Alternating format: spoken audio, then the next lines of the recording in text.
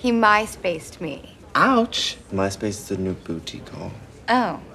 The rocky road to the right relationship is the challenge facing the all-star cast in He's Just Not That Into You. I found out how these famous faces really feel about looking for love. Where do you think you got your ideas about what's romance? Sesame Street. Oh, that is the cutest thing I've ever heard in my life. You know, Miss Piggy, Kermit. Oh my God. It's kind of sadly true, but we had.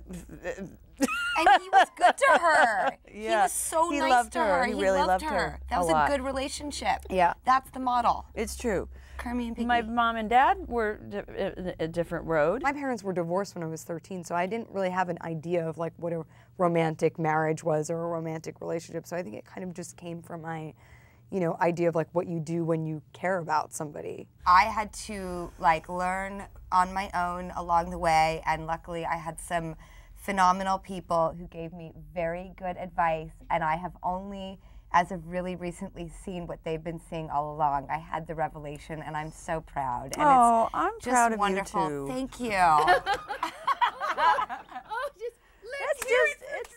Let's hear it for Drew. You think you've learned enough in doing this movie to completely change? Yep. Well, I've learned enough to change somewhat, which is huge. I mean, it's scary to change at all. So yes, I absolutely have been affected by having been part of the movie. And then after the movie, I read the self-help book, He's Just Not That Into You, which was another kick in the pants. So what's changed? You don't call, or?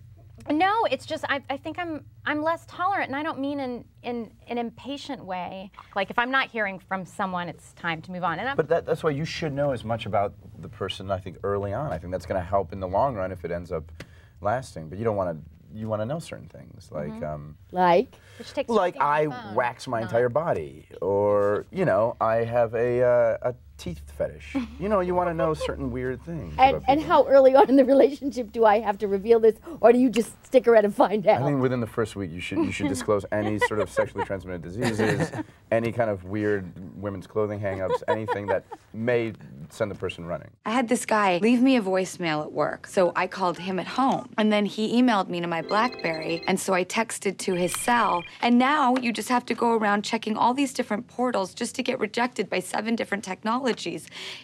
It's exhausting.